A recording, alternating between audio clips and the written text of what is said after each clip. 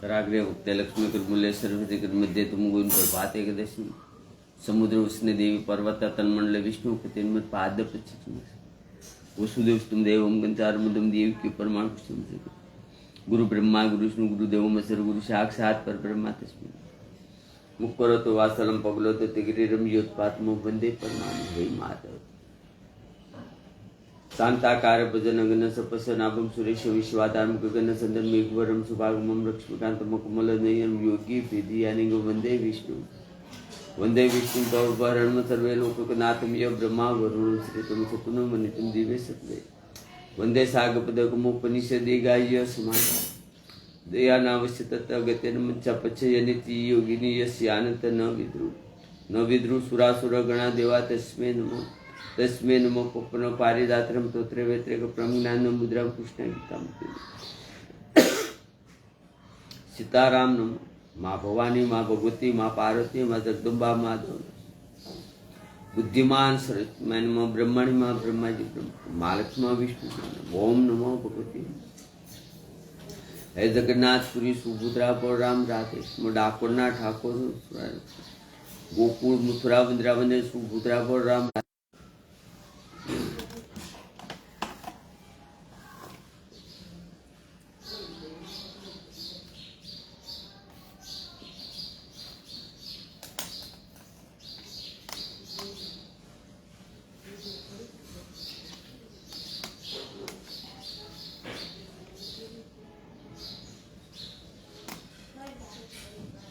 श्रीमद् भागवत महापुराण 10મો સક્રદ અને 57મો અધ્યાય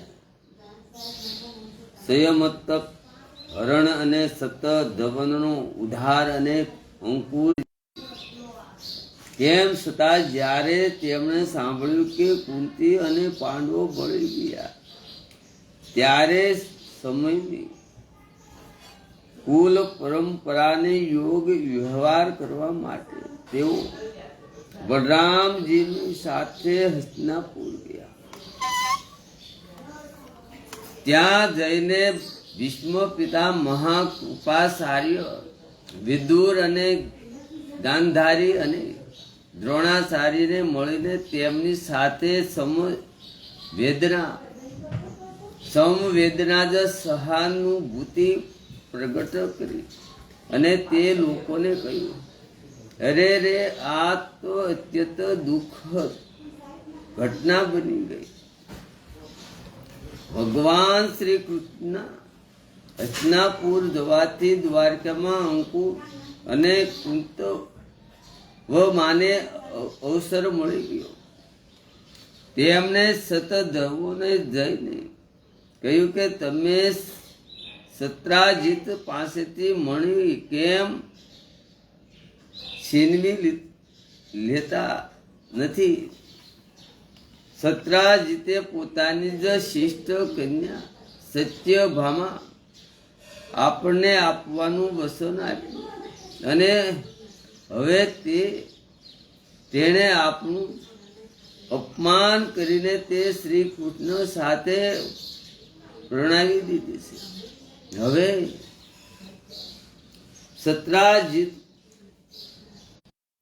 વર્માના આ પ્રમાણે બહેકાવવાથી સતધનમાં તેમની વાતોમાં આવી ગયો અને તે મહાદુષ્ટે લોભવશ સૂતેલા સત્રાજીતને મારી નાખ્યો. તે સમયે સ્ત્રીઓ અનાથની જેમ રડવા લાગી, પરંતુ સતધન્વાએ તે તરફ બિલકુલ ધ્યાન આપ્યું. જેમ કસાય પશુઓની હત્યા કરી નાખે છે તે પ્રમાણે તે સત્રાજીતને મારીને મણી લઈને ત્યાંથી ભાગી ગયો. પોતાના પિતાને મારી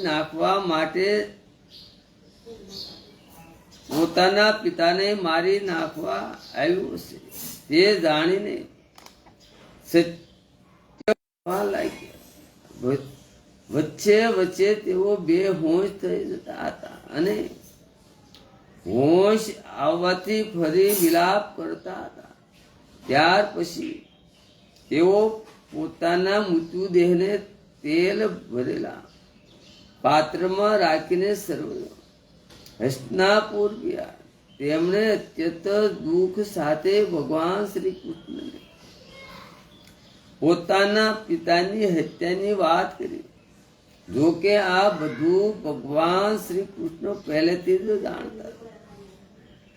પરીક્ષિત સર્વે શક્તિમાન ભગવાન શ્રી કૃષ્ણ અને બલરામજીએ આ બધું સાંભળીને મનુષ્યના જેવી લીલા કરતા રહીને પોતાની આંખોમાંથી આંસુ સાર્યા અને તેની પાસેથી મણી છીનવી લેવો પ્રયત્ન કરવા લાગ્યા. જ્યારે સતધર્માએ ખબર પડી કે ભગવાન શ્રી કૃષ્ણ મને મારવાનો પ્રયત્ન કરી રહ્યા છે, ત્યારે તે બહુ ગભરાઈ ગયો અને પોતાના પ્રાણ બચાવવા માટે કૂત માની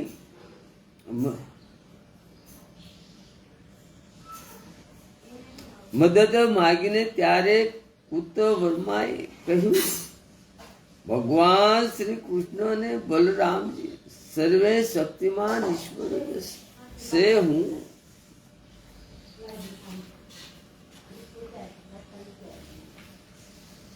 તેમની સામે કાંઈ કરી શકું તેમ નથી. ભલા એવું કોઈ છે જે તેમની સાથે વેર બાંધીને આ લોક કે પરલોકમાં સકુળ રહી શકે? તમે જાણો છો કે કંસ આમની સાથે દોષ કરવાને લીધે રાજ્ય લક્ષ્મી ગુમાવી બેઠો અને પોતાના અનુયામી સાથે મરાઈ ગયો. જરાસંધ જેવા જ બળવાનને પણ તેમની સામે 17 વખત મેદાનમાંથી પરાજિત થઈને રથ વિના પોતાની રાજધાનીમાં ચાલ્યા જવું પડ્યું. કોણ છે ભાઈ એવું કોણ છે કે સર્વે શક્તિમાન ભગવાન બળ પરાક્રમ જાણીને કોણ તેમની સાથે વિરોધ કરે? જે ભગવાન કીડા માત્રથી આ સંપૂર્ણ વિશ્વની રક્ષાને સહાર કરે છે, તથા તેઓ ક્યારે શું કરવા ઈચ્છે છે અવસ્થામાં જ્યારે તે તદ્દન બાળક હતા, એક હાથે જ ગિરિરાજ ગોધને ઉપાડી લીધો અને જેમ નાના નાના બાળકો બિલાડીના ટોપ ઉપાડીને હાથમાં રાખે તે પ્રમાણે રમત રમતમાં 7 દિવસ સુધી તેને હાથ પર ધારણ કરી રાખ્યો. હું સતમાં સર્વરૂપ છે. હું તેમને નમસ્કાર કરું છું. જ્યારે અંકુરજીએ પણ ચોખ્ખો જવાબ આપી દીધો ત્યારે સતધર્મા સમયો તક મણી અંકુરજી પાસે થાપણ તરીકે મૂકીને પોતે 700 કોષ સતત દોડનારા ઘોડા પર બેસીને ત્યાંથી શીઘ્રતાપૂર્વક ભાગી ગયો. પરીક્ષિત ભગવાન શ્રી કૃષ્ણ અને બલરામ બંને ભાઈ પોતાના ગરુડ ધ્વજ રથ પર બેઠા. એમાં અત્યંત વેગવાળા ઘોડા જોડાયેલા. હવે તેમણે પોતાના સત્રાજીતને મારનારા સતધન્વાએ પીછો કર્યો. મિથિલાપુરી પાસે એક ઉપવનમાં સતધન્વાનો ઘોડો પડી ગયો. હવે તેને છોડીને પગપાળા ભાગવા લાગ્યો. તે ખૂબ જ ભયભીત હતો. ભગવાન શ્રી કૃષ્ણને પણ ક્રોધ થઈને તેની પાછળ સતત તક મણીને શોધ્યો. પરંતુ જ્યારે મણી મળ્યો નહીં ત્યારે ભગવાન શ્રી કૃષ્ણે મોટા ભાઈ બલરામજીને આવીને કહ્યું, તે સતત ધનમાં આવ્યું તો મારે, કેમ કે તેની પાસે સંયમત મણી તો છે જ નહીં. બલરામ અને તેનો પત્તો મેળવો. હું વિદેહ રાજને મળવા ઈચ્છું છું, કેમ કે તેઓ મારા અત્યંત પ્રિય મિત્ર છે. પરીક્ષિત આમ કહીને યાદવ શિષ્ટ બલરામજી મિથિલા નગરીમાં ચાલ્યા ગયા. જ્યારે મિથિલા નરેશે જોયું કે પુનઃ બલરામજી કેટલાય વર્ષો સુધી મિથિલાપુરીમાં રહ્યા. મહાત્મા જનકજીએ કહ્યું કે જ પ્રેમ અને સન્માનપૂર્વક તેમનું આયુષ્ય કર્યું ને તે વખતે ધૃતરાષ્ટ્રના પુત્ર દુર્યોધનને તેમની પાસે ગદા યુદ્ધનું શિક્ષણ પ્રાપ્ત કર્યું.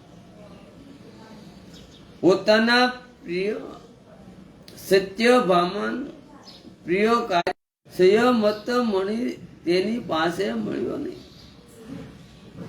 ત્યારબાદ તેમણે ભાઈ બંધુઓની સાથે પોતાના સત્રાજીતની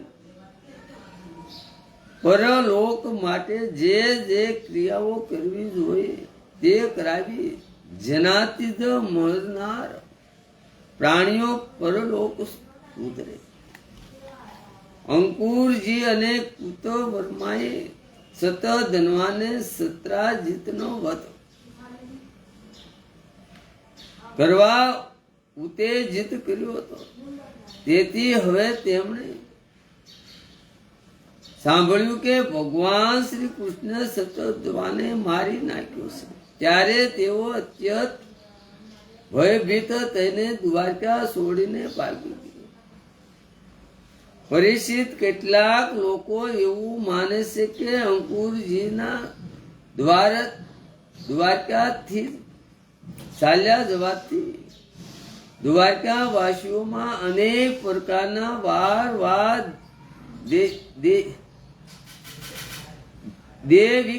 દૈહિક અને ભૌતિક સતાપો થવા લાગ્યા. પરંતુ જે લોકો આવું કહે છે તેઓ પહેલા કહેલી વાતોને ભૂલી જાય છે. ભલા એવું ક્યારે સંભવી શકે કે ભગવાન શ્રી કૃષ્ણમાં સમસ્ત ઋષિ મુનિ નિવાસ કરે છે. તેમના નિવાસ સ્થાન દ્વારકામાં તેમની હયાતીમાં જો કોઈ ઉપદ્રવ થાય, પરંતુ તે સમયે નગરના વડીલો વૃદ્ધોએ કહ્યું કે એક વાર કાશી નરેશના રાજ્યમાં વરસાદ થયો ન હતો, દુકાળ પડ્યો. ત્યારે તેમણે પોતાના રાજ્યમાં આવેલા અંકુરજીના પિતા સર્વફલને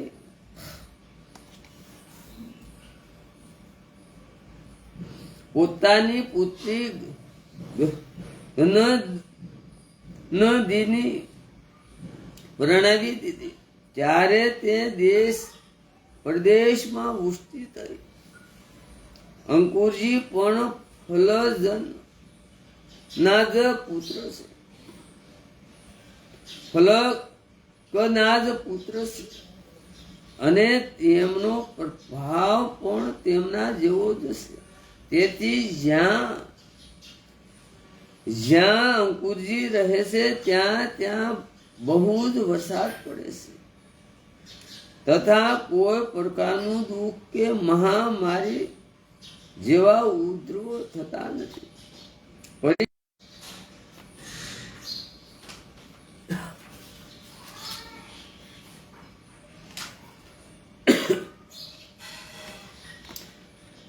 ભગવાને દૂત મોકલીને અંકુરજીને દ્વારકા તેડાવ્યા.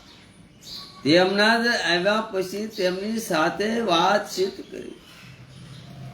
ભગવાને તેમનું બહુ સ્વાગત કર્યું અને મીઠી મીઠી પ્રેમની વાતો કહીને તેમની સાથે સસા કરી.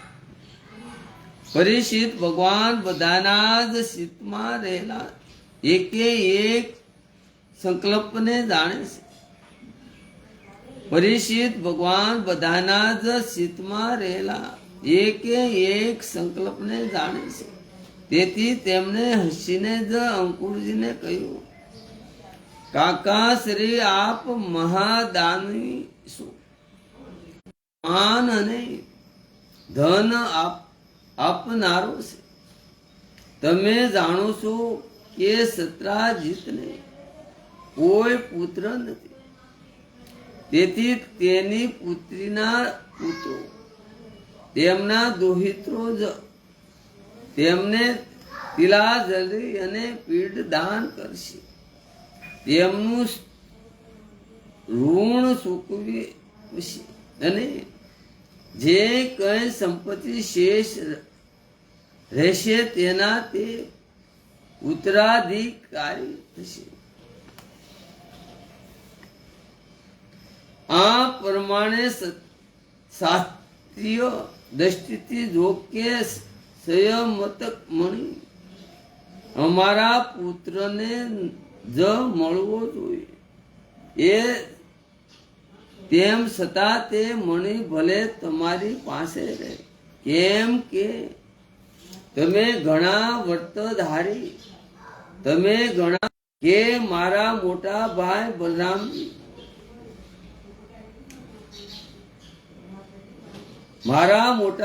બલરામજી મણીની બાબતમાં મારા ઉપર પૂરો વિશ્વાસ રાખતા નથી. તેથી હે ભાગ્યશાળી અંકુરજી, તમે તે મણી દેખાડીને અમારા ઈષ્ટ મિત્રો બલરામજી, સત્યભામા અને જાંબવતીનો સંદેહ દૂર કરો અને તેમના હૃદયમાં શાંતિ પહોંચાડો. મને ખબર છે કે તેજ મણીના પ્રતાપે આજકાલ તમે સતત એવા યજ્ઞો કરી રહ્યા છો જેમાં સોનાની વેદીઓ બનાવવામાં આવે છે. પરીક્ષિત ભગવાન શ્રી કૃષ્ણ તે સંયમત મણી પોતાના સાક્ષી ભાઈઓને બતાવીને પોતાનું કલંક દૂર કર્યું અને તેને પોતાની પાસે રાખવા સંમત હોવા છતાં પણ તે ફરીથી અંકુરને આપી દીધો. સર્વે શક્તિમાન સર્વે વ્યાપક અને ભગવાન શ્રી કૃષ્ણના પરાક્રમોથી પરિપૂર્ણ આ આખ્યાન તમામ પાપો, અપરાધો અને કલંકોનો નાશ કરનારું તથા પરમ મંગલકારી છે. જે આ